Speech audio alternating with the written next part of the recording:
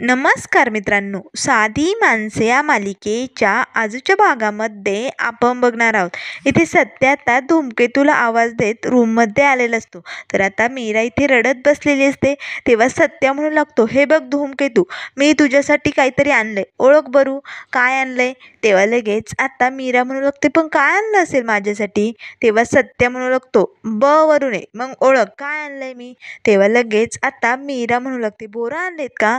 तेव्हा सत्या म्हणू लागतो, नाही ग धूमकेतू, बोरं कशाला आणेन मी. तेव्हा लगेच आता मीरा म्हणू लागते, मग काय आणलं असेल. तेव्हा सत्या म्हणू लागतो, आठव आठव, मी आता तुला अक्षर पण सांगितलंय, पण मात्र मीराला काही आठवत नाही. तेव्हा सत्या म्हणू लागतो, ठीक आहे, मग धूमकेतू तू डोळे बंद कर बरं. आता लगेच मीरा आपले डोळे बंद करते. तेव्हा सत्या लगेच तिच्यासमोर आता त्याने आणलेल्या बुंदीचा लाडवांचा बॉक्स धरतो आणि म्हणू लागतो, आता वास घे बरं. तेव्हा लगेच मीरा आता वास घेऊ लागते आणि म्हणू लागते, मोतीचूरचे लाडू आणलेत का. तेव्हा सत्या म्हणू लागतो, काय अगं धूमकेतू काय बोलायली, हे मोतीचूरचे लाडू नाही, बुंदीचे लाडू आहेत. तेव्हा लगेच मीरा म्हणू लागते, नाही हो, हे मोतीचूरचेच लाडू, हे बघा, हे मोतीचूरचे लाडू. तेव्हा सत्या म्हणू लागतो, हो का, पण बारीक बारीक बुंदी आहे ना त्यात, मग ते बुंदीचेच लाडू तुला आवडतात ना. तेव्हा मीरा खुश होते आणि म्हणू लागते, हो मला खूपच आवडतात. त्याच वेळेस सत्याला आता मीरा विचारू लागते, पण तुम्ही का आणलेत हे लाडू. तेव्हा सत्या म्हणू लागतो, अगं रस्त्याने चाललो होतो ना, तेव्हा रस्त्यावरती तो हलवाई तिथे लाडू बनवत होता, मग माझं त्याच्याकडे लक्ष गेलं, तेव्हा लगेच माझ्या लक्षात आलं, धूमकेतूला हे लाडू खूप आवडतात. मग काय थांबलो आणि घेतले तुझ्यासाठी हे लाडू, आवडतात ना तुला, आता खा बघू चल बरं. त्याच वेळेस सुधाकर भाऊ सत्याला आवाज देतात. तेव्हा सत्या म्हणू लागतो, बघ बाप पण बोलायलाय आपल्याला, चल बाहेर बापाला पण देऊया लाडू. असे म्हणून आता धूमकेतूला घेऊन सत्या इकडे हॉलमध्ये येतो. तेव्हा लगेच आता सुधाकर भाऊ सत्याला म्हणू लागतात, अरे बापरे, आज तर मोतीचूरचे लाडू वगैरे, नेमकं भानगड काय. तेव्हा सत्या म्हणू लागतो, अरे बाप, धूमकेतूला हे लाडू खूप आवडतात आणि रस्त्याने बघितले म्हणून तिच्यासाठी आणलेत. तेव्हा लगेच आता सत्या धूमकेतूला लाडू खा म्हणू लागतो. त्याच वेळेस मीरा येते. समोर येताच आता लगेच रूममधून निरूपा बाहेर येते. आता मात्र निरूपा लगेच मीराकडे रागाने बघू लागते. तेव्हा लगेच आता मीरा सत्याला म्हणू लागते, नाही नकोय मला. तेव्हा सत्य म्हणू लागतो, काय झालंय धूमकेतू, तुझ्या डोळ्यात केव्हाचं मी पाणी बघतोय, काय झालं. त्याच वेळेस सत्याचं लक्ष निरूपाकडे जातं. तेव्हा तो लगेच मीराला म्हणू लागतो, तुला कोणी बोललंय का. धूमकेतू सांग पटकन, कोणी बोललंय का तुला. आता मात्र निरूपा घाबरते. तेव्हा सत्य आता तिच्याकडे रागाने बघत असतो. त्याच वेळेस मीरा म्हणू लागते, नाही हो, मला कोणीही बोललेलं नाही, माझ्या डोळ्यात ना कचरा गेलाय म्हणून कदाचित पाणी येते. तेव्हा लगेच सत्य म्हणू लागतो, धूमकेतू आजकाल ना घरात जास्तच कचरा झालेला दिसतोय, ही घाण ना बाहेर काढावं लागते. तेव्हा आता मात्र निरूपाला सत्याचा राग येतो. तेव्हा लगेच सत्य आता मीराला म्हणू लागतो, धूमकेतू तू एक काम कर, पाण्याने स्वच्छ डोळे धु, म्हणजे ना तुझ्या डोळ्यात जो कचरा घाण गेली ना ती बाहेर निघून जाईल. अशी घाण साठवून ठेवायची नाही, बाहेर काढायची. आता मात्र निरूपाला राग येतो. तेव्हा लगेच आता इथे सत्या धूमकेतूला म्हणू लागतो, हे बघ इथे लाडू ठेवतोय आणि मी निघतो. तेव्हा मीरा म्हणू लागते, अहो का निघाला, जेवण करून जा ना. तेव्हा सत्या म्हणू लागतो, नाही नाही, मला भाडी मारायची, मला निघावंच लागेल, पण तुझ्यासाठी आलो होतो. आता मात्र लाडूचा बॉक्स तिथे टेबलवरती ठेवून सत्या निघालेला असतो. त्याच वेळेस मीराही आता किचनमध्ये निघून जाते.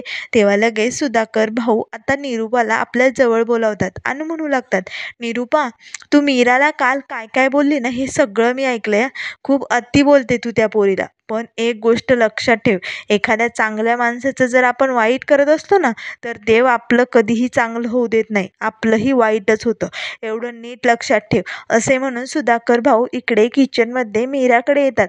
तेव्हा निरूपा मनाशीच म्हणू लागते, या फुलवालीनं किचनमध्येच डांबून ठेवायला पाहिजे.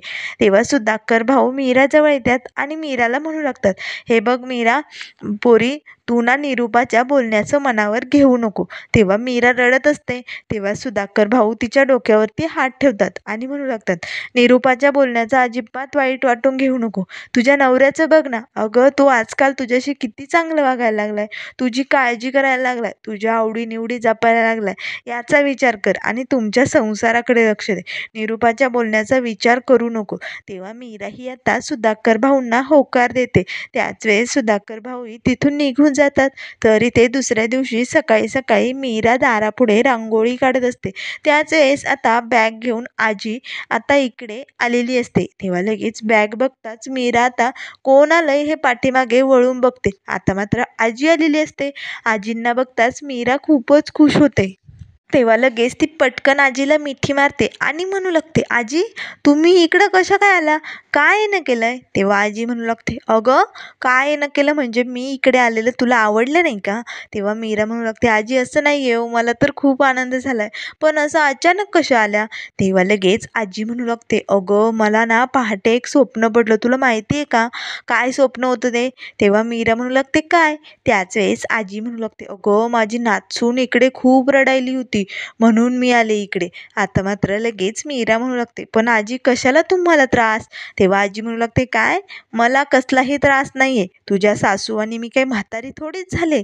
तेव्हा लगेच आता सत्य आतमधनं येतो आणि लगेच आपल्या आजीला मिठी मारतो आणि म्हणू लागते, अगं म्हातारे डार्लिंग माझी, असे म्हणून सत्या लगेच आजीला उचलणार. तेच आजी म्हणू लागते, अरे उचलू नको मागच्या वेळेसारखं. तेव्हा सत्या म्हणू लागतो, अगं म्हातारे तुझ्यापेक्षा या जड धूमकेतूला उचललं होतं मी. आता मात्र जड म्हणताच मीराला राग येतो. मीरा मोठाले डोळे करून सत्याकडे बघू लागते. तेव्हा सत्य म्हणू लागतो, जड नाही म्हणजे मला म्हणायचं होतं वजनदार. आता मात्र आजी म्हणू लागते, काय बोलतोय सत्या तू? तेव्हा सत्य म्हणू लागतो, म्हणजे वजनदार नाही, पॉवर पॉवर. असा धूमकेतूचा किती पॉवर आहे असं म्हणायचं होतं मला. आता मात्र मीरा लगेच सत्याकडे बघून हसते आणि म्हणू लागते, मला कळलं तुम्हाला काय म्हणायचं होतं. आता आजी आणि मीरा दोघीही हसू लागतात. तेव्हा लगेच सत्य म्हणू लागतो, बरं आजी तू कशी आहे, ठीक आहेस ना? तेव्हा आजी म्हणू लागते, आत्ताशी विचारलंय, आधी आल्यापासून बायकोच्याच गप्पा मारतोय, तुला ना माझी काही पडलेलीच नाही. गावाला आल्यापासून जणू बायकोच्या मागं पुढेच करतोय, एक फोन नाही काय नाही. तेव्हा सत्य म्हणू लागतो, अगं म्हातारे असं काही नाही आहे बाई, इथे आल्यापासून घोळ सुरू होते. आधी त्या गाडीचा प्रॉब्लेम झाला आणि त्यानंतर प्रॉब्लेम सुरू झाले, त्यामुळे ना आता मी फोनच केला नव्हता तुला एवढ्यात. तेव्हा आजी म्हणू लागते, बरं ठीक आहे, चला आता आतमध्ये. असे म्हणून आता सर्वजण इकडे आतमध्ये येतात. तेव्हा सत्या लगेच आपल्या बापाला जोरजोरात आवाज देऊ लागतो आणि म्हणू लागतो, अरे बाप कोण आलंय बघ, आज सूर्य कुणीकडून उगवलाय बघ तरी पटकन.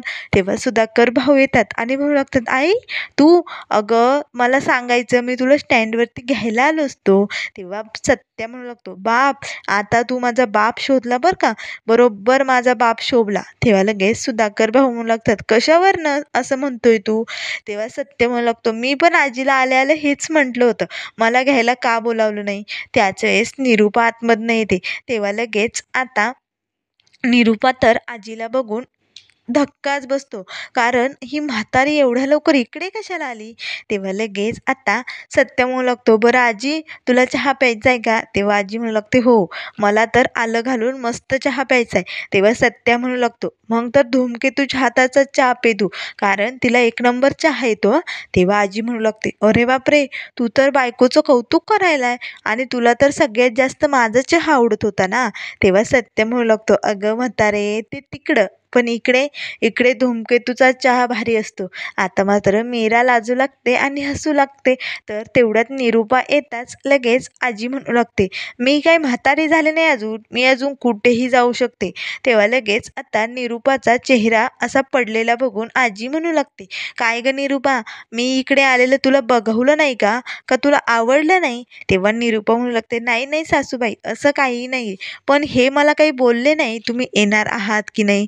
तेव्हा लगेच आजी म्हणू लागते, म्हणजे काय माझ्याच घरात येण्याची मला परवानगी घ्यायची का? तू माझी सून असून तुझ्या परवानगीवर मी इकडे यायचं का? तेव्हा लगेच निरूपा म्हणू लागते, नाही नाही मी कशाला परवानगी देऊ, पण मी असंच विचारलं, का आलात तुम्ही, लग्नासाठी आलात का? तेव्हा आजी म्हणू लागते, नाही नाही लग्नासाठी नाही आले मी सुद्धा.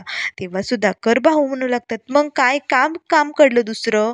तेव्हा आजी म्हणू लागते, अरे सत्या आणि मीराच्या लग्नाला 3 महिने झाले आणि त्यांचे बाकीचे विधी झालेच नाही, ते विधी पूर्ण करायचेत आपल्याला. तेव्हा लगेच आता निरूपा भडकते आणि म्हणू लागते, काय कशाला आता 3 महिने झालेत ना, त्यातल्या त्यात आता पंकजचं लग्न जवळ आलंय, कशाला हे टंगड्यात टंगडं गुंतवायचं, नको नको. तेव्हा लगेच आजी भडकते आणि म्हणू लागते, काय बोलते निरूपा तू? अगं तुला काही पोच आहे की नाही बोलायची? असं कसं बोलू शकतेस तू? या घरची मोठी सून आहे मीरा आणि त्यांचे सगळे विधी झालेच पाहिजे. घरात एकदम वातावरण बिघडलंय असं वाटतंय मला. तेव्हा लगेच निरूपा म्हणू लागते, नाही आजी, सासूबाई हे सगळं करण्याची काहीही गरज नाही. आता नवीन सून येणार आहे की नाही, मग ती आल्यानंतर आपण पूजा करूया. तसं बी एखाद्याचा पायगुण असतो, कधी कधी चांगल्या गोष्टी घडतच नाही एखाद्याचा पायगुण घरात आल्यानंतर. आता मात्र निरूपा मीराकडे बघू लागते. तेव्हा आजी म्हणू लागते, हे बघ, नवीन सून येण्याआधीच आपण ही पूजा करून घेऊया. उगाच ती आल्यानंतर तू म्हणायला नको तिच्या पायगुणामुळेच हे सगळं होतंय. त्यापेक्षा आपण सगळ्या पूजा व्यवस्थितपणे करून घेऊया. तेव्हा सुधाकर भाऊ म्हणू लागतात, कशाला ग पण आई? तेव्हा लगेच आजी म्हणू लागते, म्हणजे सुद्धा तू पण बायकोच्या होत हो मिळायला लागलाय. तू आईचं ऐकणार नाहीये का? पण मी कुणाचंही ऐकणार नाहीये.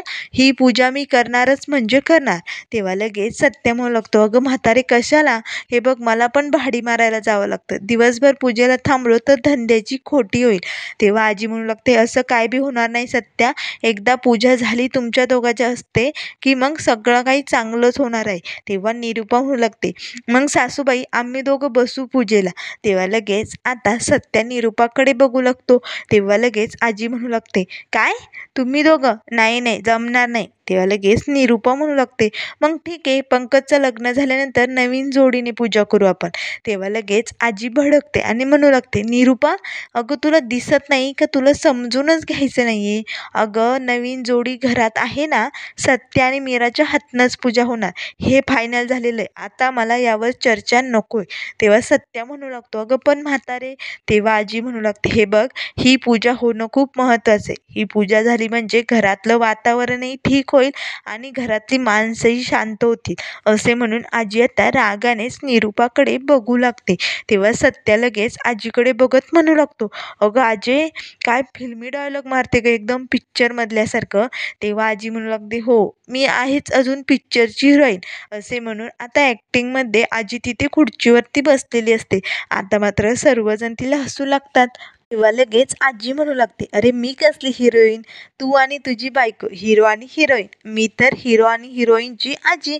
तेव्हा लगेच सत्या म्हणू लागतो, मग आजे, पिक्चरमधली विलन कोण असेल? असे म्हणून आजी आणि सत्या निरूपाकडे बघू लागतात. आता मात्र निरूपाला राग येतो. तेव्हा सुधाकर भाऊ म्हणू लागतात, अरे सत्या, उगाच काहीतरी बोलून इथे भांडं फोडू नको. अशाने उगाच वादाला सुरुवात होईल. आता मात्र लगेच निरूपा काही बोलणार ते सुधाकर भाऊ म्हणू लागतात, निरूपा तो तुला नाही बोलला. तेव्हा सत्य म्हणू लागतो, मी कुठे काही बोललो होतो बाप, पण तुझ्या मनाला ते वाटलं ना, मग बरोबर बोललो ना मी. आता मात्र निरूपाला खूपच राग येतो. तेव्हा लगेच सत्या म्हणू लागतो, बरं आजी, मी निघतो, मला ना भाडी मारायची. असे म्हणून सत्या निघालेला असतो. तेव्हा लगेच तो आता धूमकेतूजवळ जातो आणि म्हणू लागतो, धूमकेतू, मी निघतो हा, टाटा बाय बाय. असे म्हणून आता सत्या मीराकडे बघू लागतो आणि तिथून निघालेला असतो. आता मात्र हे सगळं बघून आजी आणि सुधाकर भाऊ खूपच हसू लागतात. आजी सुधाकर भाऊंना म्हणू लागते, बघ, गावीकडनं इकडे आल्यापासून सत्या खूप बदललाय, बायकोची काळजी करायला लागलाय. आता मात्र निरूपाला खूपच राग येतो.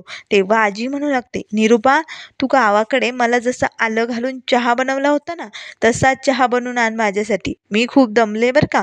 तेव्हा निरूपा लगेच मीराला खुणवते आणि म्हणू लागते, जा चहा कर.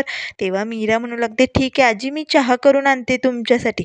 तेव्हा आजी म्हणू लागते, मीरा तू थांब, मला तुझ्याशी जरा बोलायचे, माझी बॅग घे आणि रूममध्ये चल. तेव्हा लगेच आता निरूपाला राग येतो. त्याच वेळेस आजी म्हणू लागते, निरूपा, मीराचा पण एक कप कर, आम्हाला दोघींनाही गप्पा मारता मारता चहा प्यायचा आहे. असे म्हणून त्या दोघीही आतमध्ये निघून जातात. तर सुधाकर भाऊ निरूपाजवळ जातात आणि म्हणू लागतात, मलाही एक कप टाक, मी पण इथे रूममध्येच बसलेला आहे. असे म्हणून सुधाकर भाऊही आतमध्ये निघून जातात. तेव्हा निरूपा म्हणू लागते, आता ही म्हातारी आली ना, तर हे बाप लेक मिळून ना माझी खूपच जिरवणार आहे. आता मात्र तिला खूपच राग येतो. तर मित्रांनो, पुढील भागामध्ये आपल्याला बघायला मिळेल इथे आता सत्याच्या घरी पूजा असते तेव्हा आता लगेच देविका सर्वजण येणार असतात. त्याच वेळेस निरुपा आता मीराला ओढत बाहेर नेते आणि धमकी देते. म्हणू लागते, "दा माझ्या घरी माझी सून देविका येणार आहे. त्यामुळे तिच्यासमोर तुझे ते गरीब आई, बहीण आणि भाऊ ते मला इथे नको आहे. त्यांना अजिबात आमंत्रण द्यायचं नाही म्हणजे नाही." तेव्हा मीरा म्हणू लागते, "अहो पण माझी पूजा आहे ना, मग माझ्या सासरी तर माझे आई भावंड येणारच ना." तेव्हा निरुपा म्हणू लागते, "त्यांच्यासाठी बाहेर कुठेतरी पूजा कर मग तू. घरी माझ्या बोलवायचं नाही म्हणजे नाही." आता ही धमकी देताना सत्याने निरुपाचं आणि मीराचं सगळं बोलणं ऐकलेलं असतं. तेव्हा आता पूजाच्या दिवशी सत्या मात्र मीराच्या आईला, बहिणीला, सगळ्या सोसायटीतील लोकांना आमंत्रण देतो. आता मात्र हे सगळं ऐकताच निरुपाला तर धक्काच बसतो. तर मित्रांनो, अशाच मालिकेंच्या अपडेट पाहण्यासाठी चॅनलला लाईक करा, सबस्क्राईब करा. व्हिडिओ पाहिल्याबद्दल धन्यवाद.